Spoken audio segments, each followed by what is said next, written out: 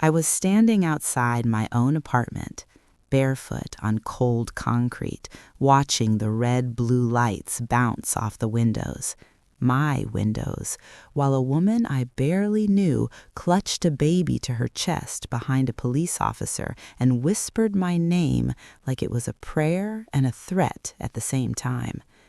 My phone was dead. My door was open, and the key I'd handed to a stranger hours earlier was no longer just a key, it was evidence.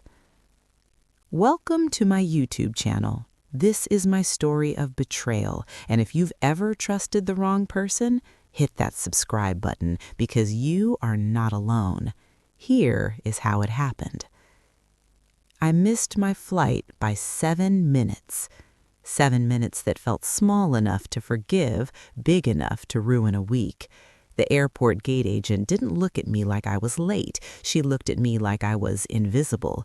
The plane pulled away as if on cue, and the echo of its engines hummed a cruel kind of certainty.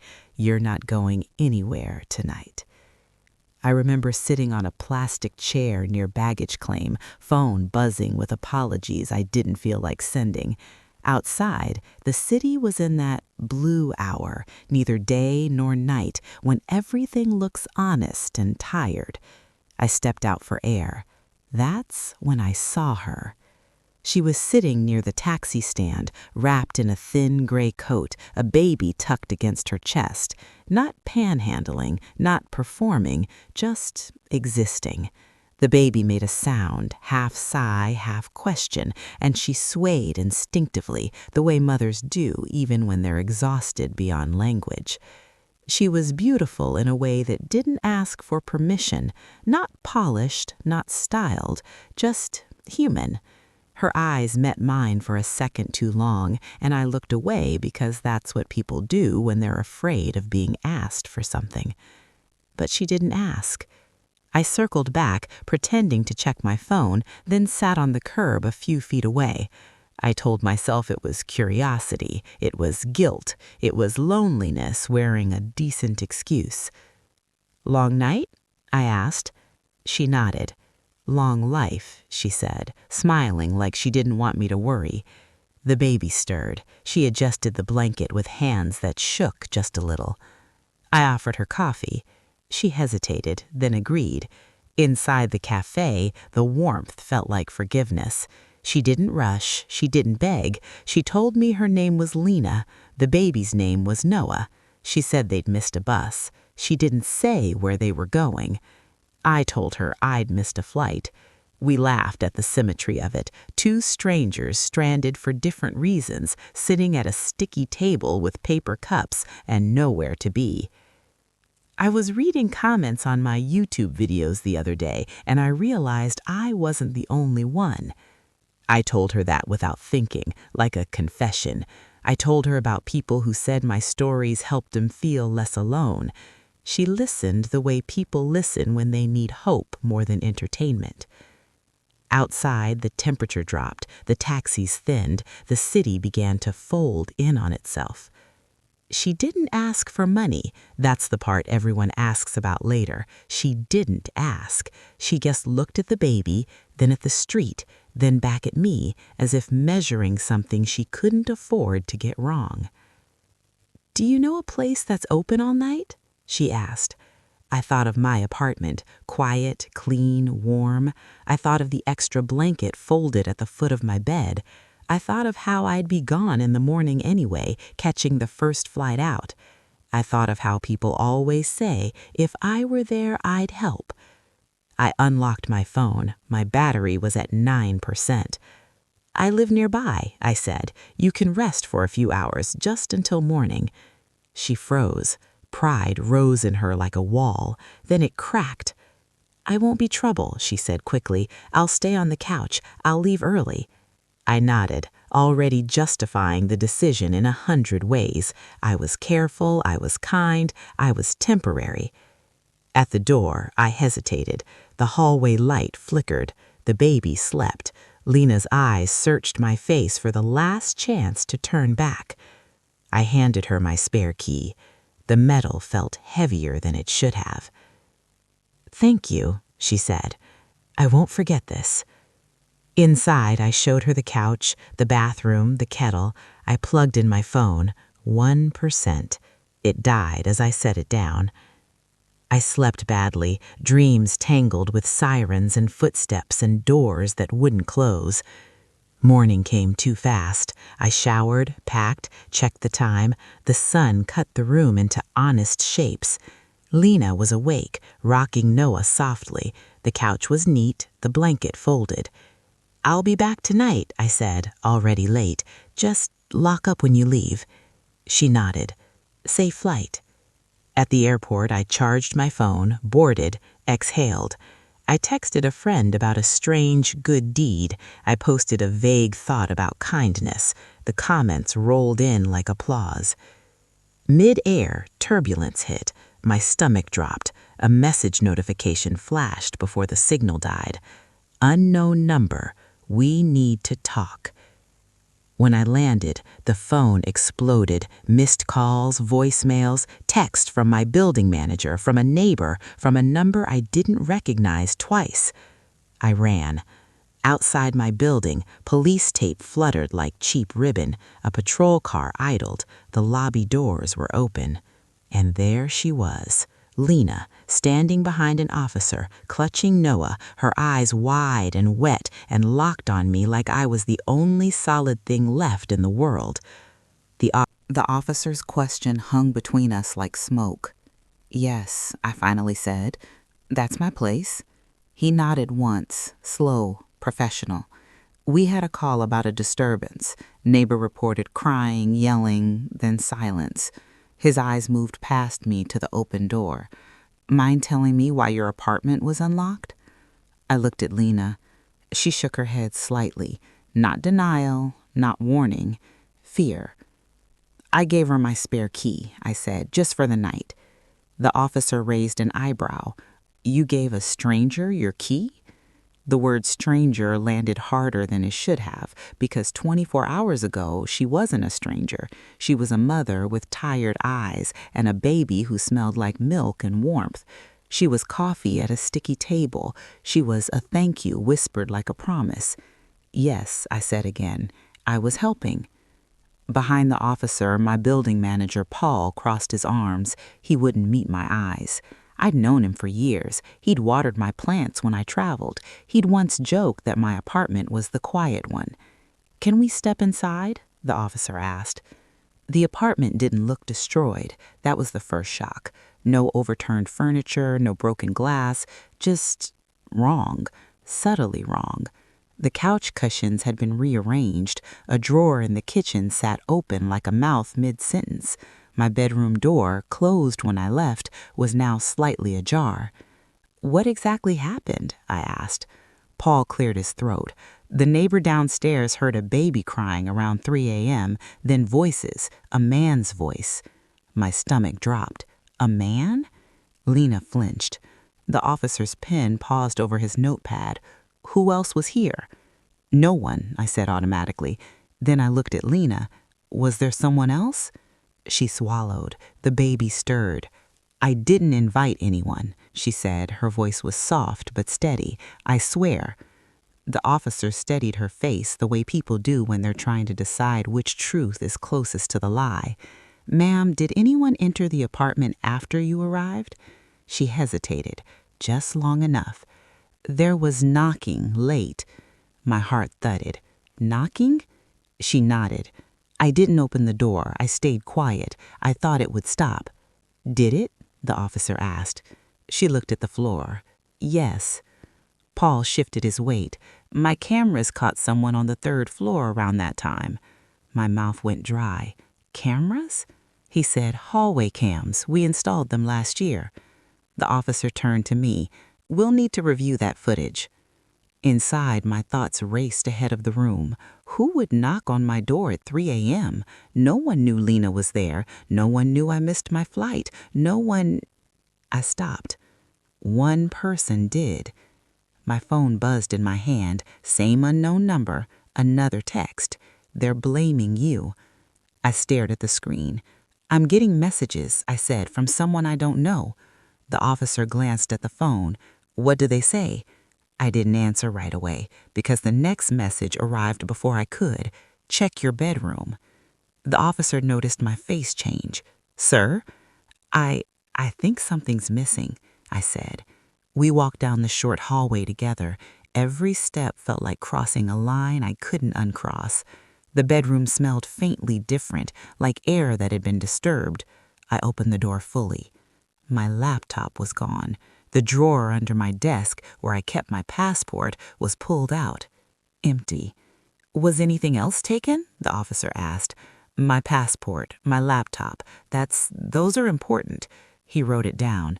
That escalates this. Lena covered her ears as if the words themselves were loud. I didn't touch anything, she said quickly. I swear on my son. I believed her. That scared me more than if I hadn't. Who else has access to this apartment? The officer asked me. I thought of my spare key, the one I'd just given away, the other one, the one I'd lost months ago and never replaced the lock for, the one I convinced myself would turn up. I lost a key, I admitted, a while back. Paul's eyes snapped to me. You never reported that. I didn't think. Sir, the officer interrupted gently, this may not be about what you thought. We returned to the living room. Lena stood by the couch, rocking Noah, whispering something in a language I didn't recognize. The baby calmed, as if the room itself had exhaled. Man, for now we're going to need you to come with us to give a statement. Her eyes widened. Am I in trouble? No, he said, we just need clarity. She looked at me. Panic flashed. You said I could stay. I didn't know this would happen, I said. The words sounded like abandonment. As they led her toward the door, my phone buzzed again. Unknown number. You're doing exactly what they want. I typed back with shaking thumbs. Who is this? The reply came instantly. Someone who knows you didn't steal from yourself. My breath caught. Officer, I said, someone's messaging me about this. They know details. He frowned. Forward everything to this number, he said, handing me a card. Outside, Lena paused. She looked back once, not angry, not accusing, just hurt. The baby's eyes were open now, dark and curious, reflecting the flashing lights. The door closed. Silence rushed in. Paul lingered. I'll pull the camera footage. We'll get to the bottom of this. When he left, I sat on the couch where Lena had slept. The blanket still smelled faintly like coffee and soap. I opened my phone. The unknown number was typing. You helped her. The image finished loading slowly, line by line, like it wanted to hurt me on purpose. It was a screenshot, not from my apartment, from my YouTube channel. A paused frame from one of my earliest videos, the ones with bad lighting, shaky audio, and too much honesty.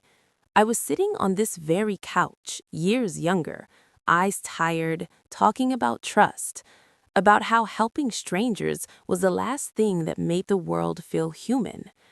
But that wasn't the worst part. In the reflection of the dark window behind me, barely visible unless you were looking for it, was a figure in the hallway, standing still, watching. My throat closed. I checked the date on the video. 3 years ago. That's not possible, I whispered to the empty room. My phone buzzed again. Unknown number. You never noticed me. Most people don't notice what doesn't ask to be seen. I stood up too fast, knocking over a chair. My apartment felt smaller now, like it had been resized around a secret. I locked the door, then checked it twice. The deadbolt slid into place with a sound that didn't comfort me at all. What do you want? I typed. A pause. Longer this time. I wanted to see if you were real. My heart pounded. Real how? If you actually lived the things you told other people to do. I scrolled through my channel in a daze. Old uploads, old stories, moments where I'd said things like, if someone needs help and you can help, you should. Moments where the comments praised my integrity, my heart. I was reading comments on my YouTube videos the other day, and I realized I wasn't the only one. The line echoed back at me now, twisted, because someone else had been reading too, not for comfort, for instruction. Another message appeared. You passed the test. My hand shook. By giving her my key? By not asking questions. I sank onto the couch again. This isn't real, I said aloud, like naming it would shrink it. The phone vibrated. It's very real, and it's not about her. I thought of Lena in the back of the police car, her frightened eyes, the baby, the way she'd said thank you like it mattered. Did you hurt her? I typed. 3 dots. Gone. Then, no, but someone will if you don't listen. A knock echoed through the apartment. I froze. Another knock, louder. Police, a voice called. I checked the peephole. Same officer from earlier. Relief washed over me, thin and temporary. I opened the door. We reviewed the hallway footage, he said. Mind if we come in? They stepped inside, careful not to touch anything. The officer nodded to his partner, who stood near the door. There was a man on your floor at 2:41 a.m., baseball cap, hoodie. He didn't knock. He unlocked the door. My stomach dropped. Unlocked? Yes, with a key. I swallowed. Did you see his face? The officer hesitated. No, but he knew exactly where the camera blind spots were. That sentence hit harder than any accusation. This wasn't random. This wasn't desperation. This was rehearsal. I'm getting messages, I said, from someone who claims they've been watching me. I handed him my phone. He read silently, his jaw tightening. This is harassment, potentially worse. We'll trace the number. Will you find him? I asked. He didn't answer directly. These people like attention. The less you engage, the safer you are. I laughed once, sharp and humorless. He already has my attention. They left me with instructions and a case number. As the door closed, the quiet rushed back in, heavier than before. I stared at the couch, at the place where Lena and Noah had slept, the kindness that had opened a door not just to them, but to someone else entirely. My phone buzzed again. They won't catch me. I didn't type back. You're wondering why her, the message continued. Why a woman with a baby? I felt sick, because you would never say no to her. My chest tightened. You used her. No, came the reply. I studied you. She was simply appropriate. I stood and paced. You ruined her life, I muttered. I revealed yours. Another image arrived. This one wasn't from my channel. It was from inside my apartment. Taken last night, Lena asleep on the couch, Noah on her chest. The angle was wrong, too close, too intentional. The timestamp read 3:12 a.m. I dropped the phone. Someone had stood over them, silent, watching them breathe. I picked it back up with numb fingers. Get away from me. A reply came instantly. We're already closer than you think. The front door handle rattled. I stared at it, heart hammering. Stop, I whispered. Silence. Then my phone vibrated again. Relax. That was just to remind you. I slid down the wall until I was sitting on the floor. My legs wouldn't hold me. My thoughts spun. Police, locks, moving, disappearing. None of it felt fast enough. A new message arrived, longer this time. You tell people stories about courage, about doing the right thing even when it costs something. I wanted to see the moment it actually cost you. Tears blurred my vision. What do you want now? A pause, longer than before, long enough to dread bloom. I want you to make a video. My heart. The red recording light blinked on. For a second, I couldn't breathe. I sat there, framed perfectly the way my audience expected. Soft lamp to the left, neutral background, camera at eye level. The setup I'd refined over years to feel safe, intimate, honest. Now it felt like a confession booth wired with explosives. I hadn't told the police about the demand. Not yet. Part of me wanted to believe this was still containable. Another part, the part that had already seen the inside of this trap, knew containment was an illusion. My phone lay just out of frame, face down, like a threat that didn't need to be seen. "Hey," I began, then stopped. My voice cracked. I swallowed. "Tell them the truth," he'd said. But whose truth? I hit record again. "I missed my flight last night," I said, "and because of that, I met someone." I spoke slowly, carefully. I talked about Lena and Noah, about kindness, about the choice to help. I didn't name the fear. I didn't mention the messages. I didn't accuse. I let the story breathe the way I always had. As I spoke, my phone vibrated. Once, twice. I ignored it. "I've always believed," I continued, "that small decisions reveal who we are, that when we're tested quietly without applause, that's when we find out what we're made of." The phone buzzed again, harder this time, insistent. I paused the recording and checked the screen. Unknown number. Don't improvise. My pulse spiked. Stick to the script. Another message followed immediately. Say the part about the key. My throat went dry. He wasn't watching the video later, he was watching now. I resumed recording. "I gave her my spare key," I said. "I didn't think twice." The words felt heavier out loud, final, irreversible. As I spoke, I noticed something on the monitor that hadn't been there before, a faint flicker in the background. At first, I thought it was the light. Then I realized it was movement. The bedroom door, slowly opening. My heart slammed. I didn't turn around. I couldn't. I kept my eyes on the lens, on the version of myself that still believed this was a story and not a crime scene. "And when I came home," I said, forcing steadiness, "everything had changed." My phone vibrated again. Good. A chill ran through me. "You're here," I typed without looking. No reply. I finished the video with a hollow kind of grace. I didn't ask for likes. I didn't ask for comments. I ended with a line I'd said 100 times before, now stripped of innocence. "Be careful who you let in. Not everyone who needs help is who they seem." I stopped the recording. The apartment was silent. Too silent. I stood slowly, every sense screaming. The bedroom door was open now, wide. The light inside was off. "Hello?" I called, hating how small my voice sounded. Nothing. I checked the locks, all secure, windows closed, no sign of forced entry.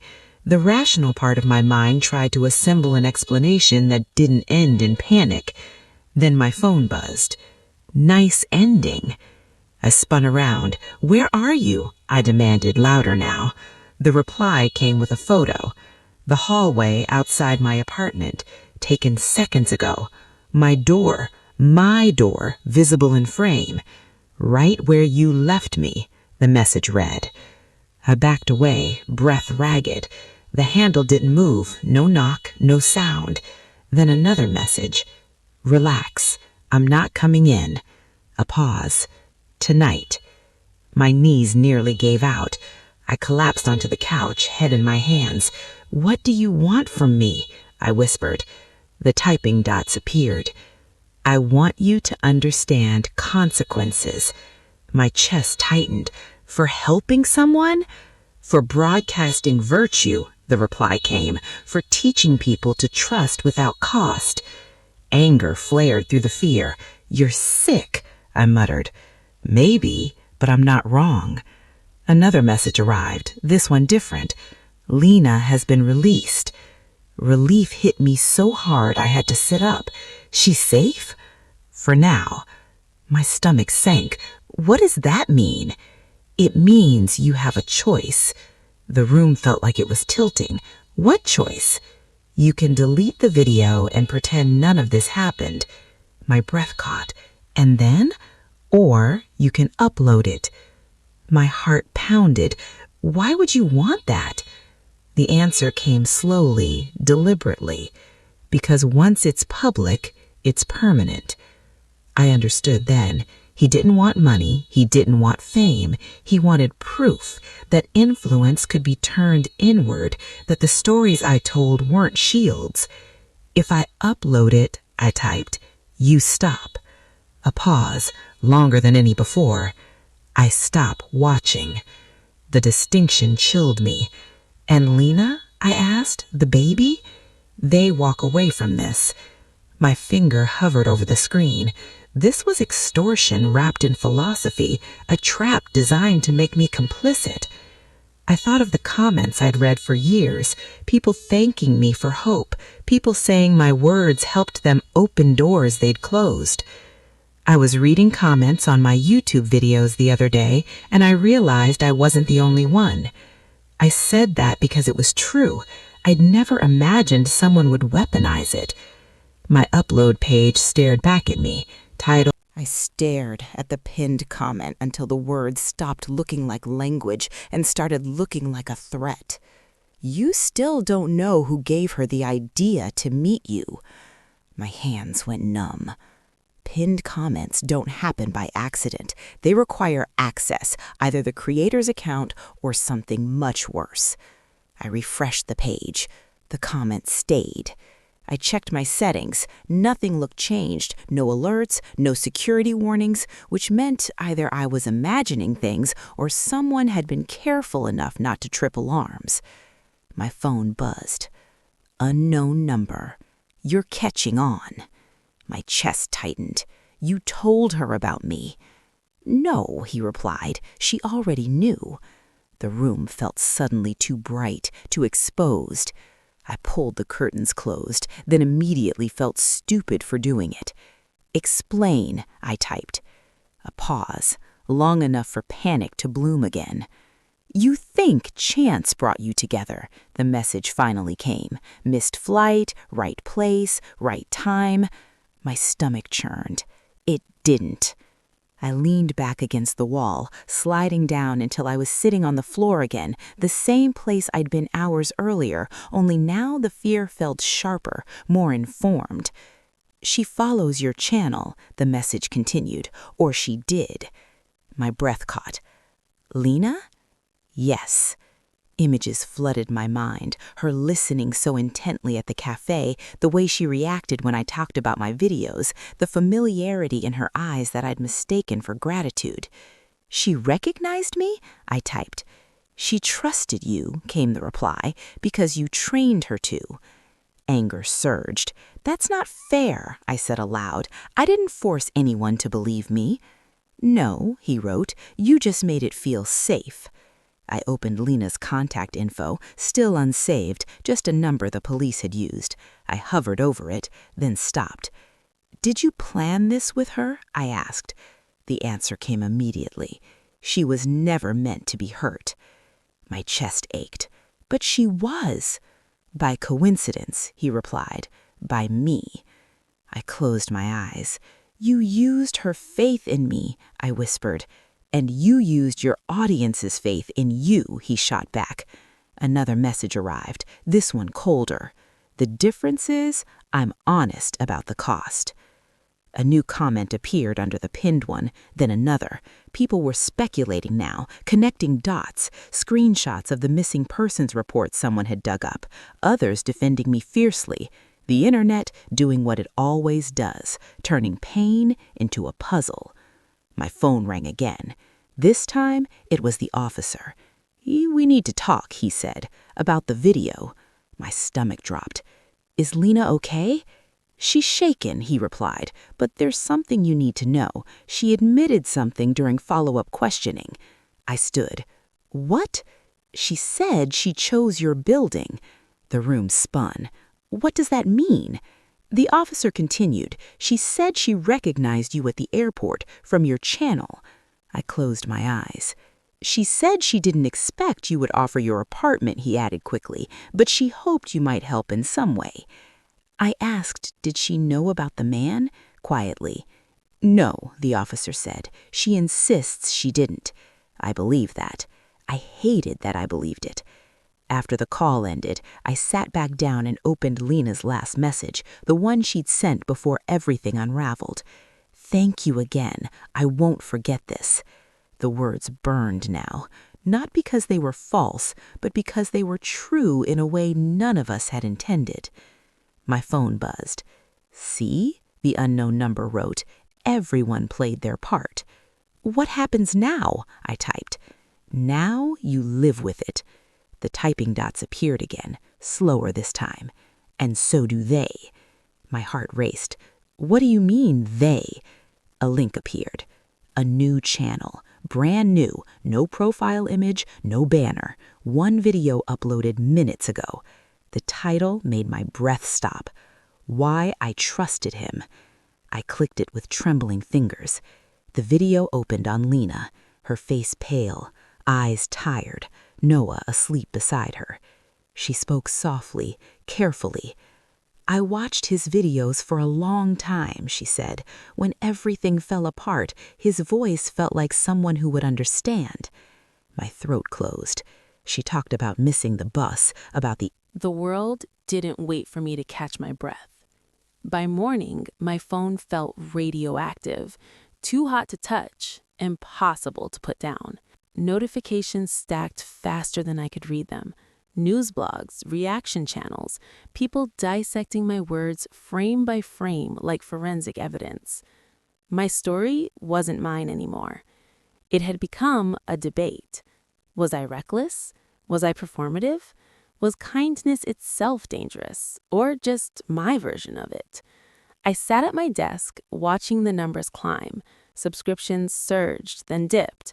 Comments split into camps, those who defended me with frightening loyalty, and those who blamed me with equal passion. Somewhere in between were quieter voices, people saying things like, "This made me rethink helping strangers. I don't know who to trust anymore. If even he got it wrong, what chance do the rest of us have?" Those were the ones that hurt the most. I was reading comments on my YouTube videos the other day, and I realized I wasn't the only one. Except now the realization felt inverted. I wasn't alone, but neither was the fear. A knock at the door snapped me out of it. I froze. Another knock, firmer. "Police," a voice called. I opened the door to the same officer, this time with a woman beside him. Plain clothes, sharp eyes, badge clipped to her belt. "This is Detective Hargreave," she said. "She's taking over." Her gaze moved past me, cataloging the apartment in seconds. "May we come in?"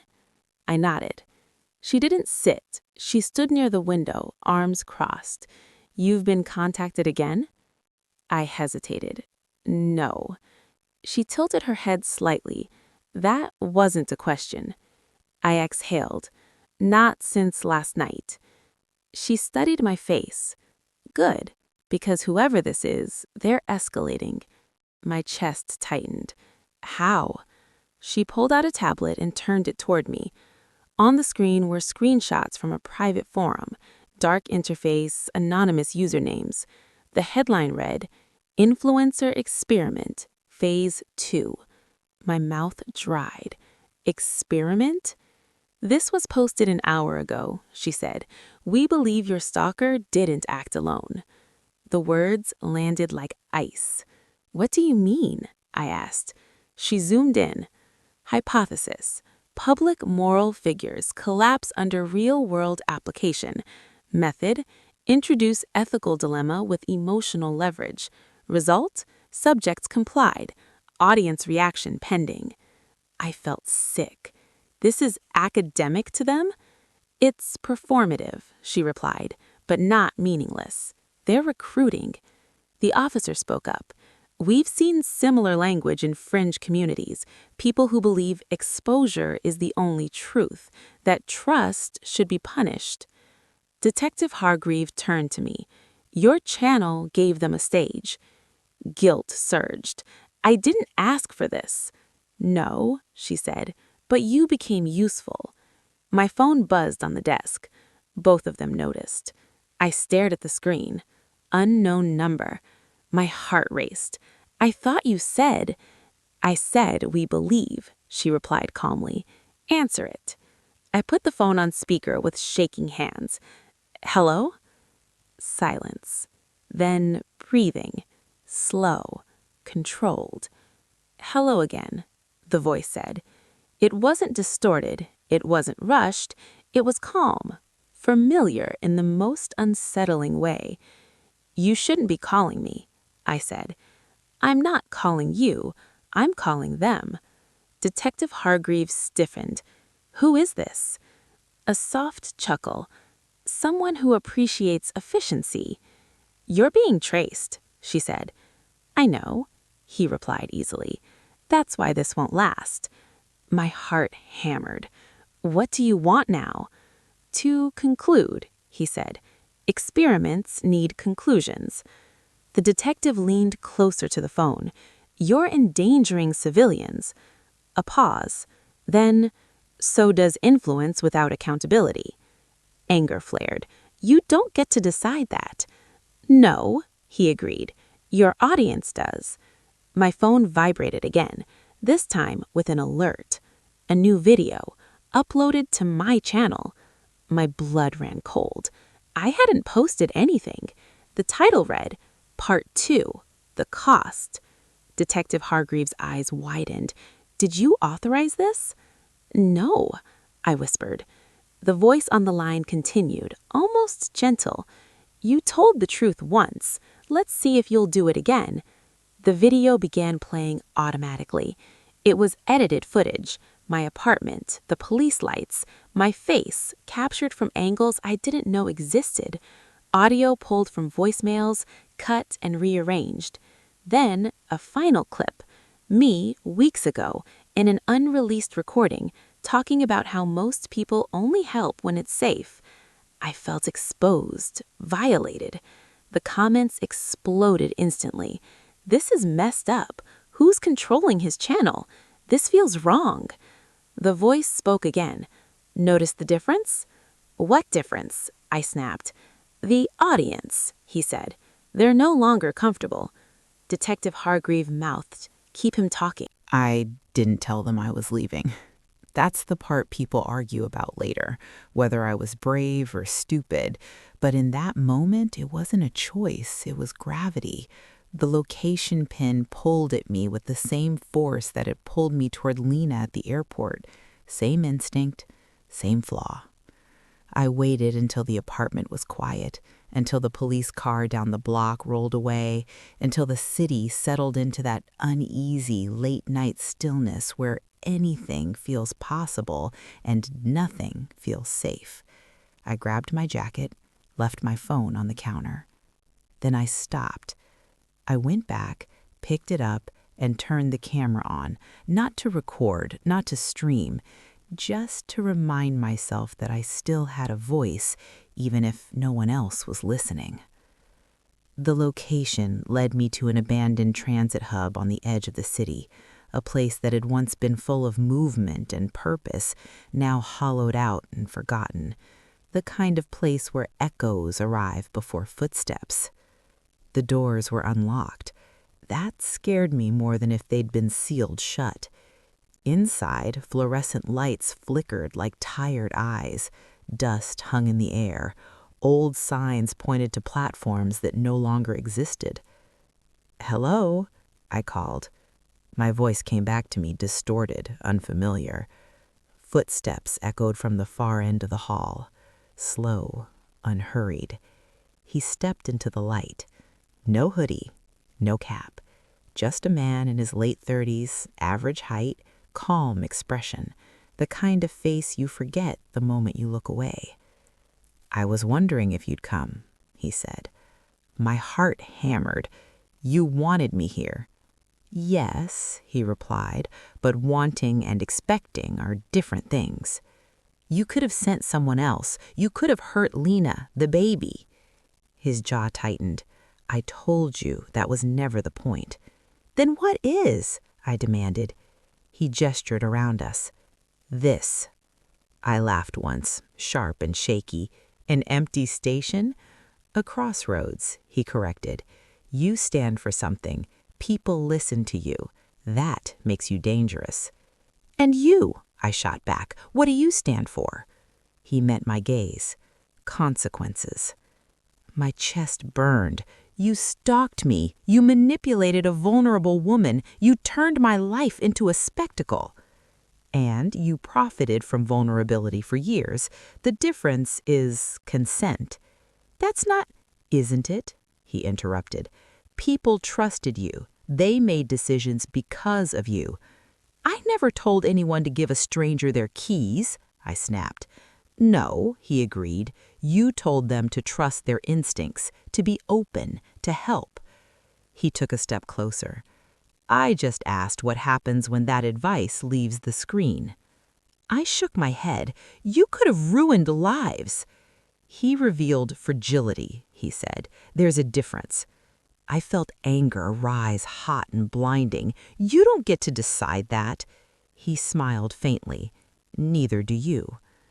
A sound echoed behind me. Footsteps. More than one. I turned, heart racing. 3 people stood near the entrance, watching, recording on their phones. My blood ran cold. Who are they? Observers, he said. They followed the thread. You invited them? No, he replied. You did. The realization hit me like a punch. The video, the story, the spectacle. People weren't just watching anymore, they were participating. This is insane, I whispered. Is it? He asked. Look at them. They're not violent. They're curious. One of them stepped forward. Are you really him, you said? The YouTube guy? I nodded slowly.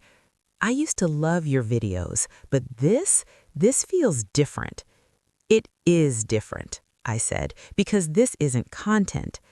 He watched the exchange closely, like a scientist observing a reaction. You see, he said softly, truth changes when it's embodied. Police sirens wailed in the distance. He heard them too. Here's the conclusion, he said. My pulse thundered.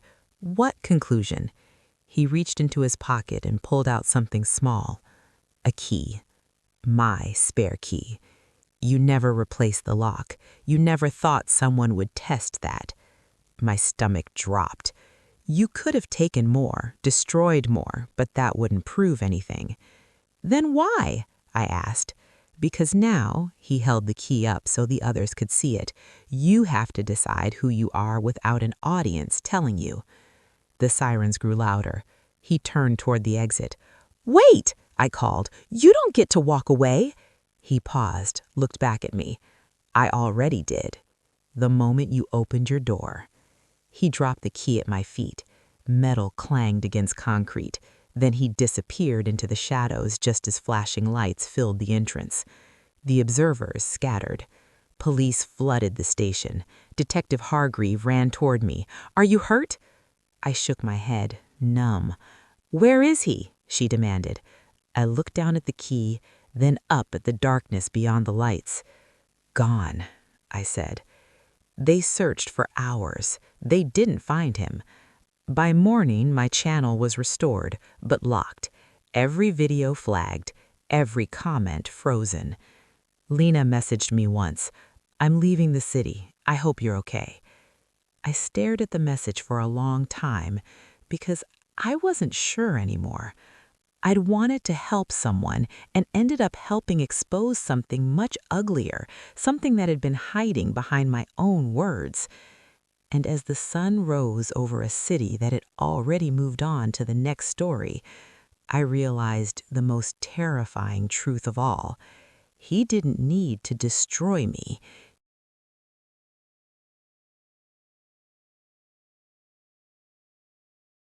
The city didn't apologize. It never does. By the time the sun rose fully, warm and indifferent, the abandoned station was already sealed off, scrubbed clean of its echo. Commuters passed it without noticing. News cycles moved on. Algorithms found fresher outrage. But I didn't move on. I went home and locked the door, then unlocked it, then locked it again. I sat on the couch where this had started, where kindness had felt simple and fear had learned my address. The spare key lay on the table in front of me. Harmless now, just metal and teeth. It looked smaller than I remembered. Detective Hargreave came by later that afternoon. She didn't bring answers, she brought reality. "We may never identify him," she said gently. "People like that thrive in margins, online, offline, between." I nodded. "What about the others, the observers?" "They'll disperse," she said. "Curiosity has a short attention span." Before she left, she paused at the door. "This wasn't your fault," she said. Then quieter, "But it is your responsibility now." That sentence stayed with me. Responsibility. Not guilt, not shame. Responsibility. I replaced the locks that evening, all of them. I didn't film it. I didn't post about it. I did it because safety doesn't need an audience to be real. Lena's message replayed in my mind. "I'm leaving the city." I typed a dozen replies and deleted them all. What do you say to someone whose trust became collateral damage? In the end, I sent only this: "I'm sorry. I hope you and Noah find peace." She read it. She didn't reply. My channel remained locked for days. When the platform finally lifted the restrictions, they offered me options: statements, clarifications, monetization recovery, all the usual tools to rebuild a brand. I declined. Instead, I sat with the silence. For the first time in years, I wasn't reading comments, I wasn't tracking views, I wasn't explaining myself to strangers who felt entitled to my meaning. I was just listening. And in that quiet, something uncomfortable surfaced. I had loved being trusted. Not consciously, not maliciously, but deeply. It felt good to be the person whose words softened fear. It felt good to be the voice people leaned on when the world felt sharp. I told myself it was altruism, but it was also power. And power, even the soft kind, has consequences. A week later, I turned the camera on again, not in my usual setup, no soft lighting, no music, just me sitting on the floor, back against a wall, unpolished, unprotected. I didn't monetize the video. I disabled likes. I left comments on, but I didn't pin anything. I didn't control the narrative. I just spoke. I told a story about helping someone, and that story became bigger than the help itself. I paused, let the quiet exist. I want to be clear. Kindness isn't wrong. Helping isn't wrong. But pretending those choices are simple, that's where I failed. I talked about Lena without details, without spectacle. I talked about boundaries, about listening to instincts without outsourcing them to screens, about the difference between encouragement and instruction. I can't tell you what to do, and I shouldn't have tried to. The comments came in slowly, different now, less applause, more reflection. One read, "This didn't make me trust less, it made me trust slower." Another, "Thank you for not turning this into a lesson with a bow on it." That one made me cry. Weeks passed.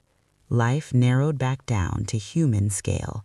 Groceries, walks, awkward sleep, the kind of normal that feels fragile after you've watched it break. Sometimes, late at night, I wondered if he was still watching, if he'd moved on to someone else, if there was another experiment unfolding somewhere quieter, darker. I couldn't control that, but I could control my door. One afternoon, months later, I was back at the airport, different terminal, different flight. I noticed a woman with a child sitting near the windows, tired, alone. My heart sped up. I didn't approach her. I found an airport employee instead, quietly asked about assistance programs, watched from a distance as help arrived that didn't require my name, my key, or my story. The relief surprised me. I realized then that helping doesn't always mean inserting yourself. Sometimes it means stepping aside so the right systems can work. When I got home, I placed the old spare key in a small box and sealed it, not as a trophy, not as a warning, as a reminder. This story ends without a villain caught, without a triumphant resolution, without a neat moral you can print on a thumbnail, because real life doesn't resolve like that. But here's what I learned and what I hope you take with you. Kindness is not weakness, trust is not blindness, and influence, no matter how gently it's held, carries weight. If you carry it carefully. If you offer help, offer it with boundaries.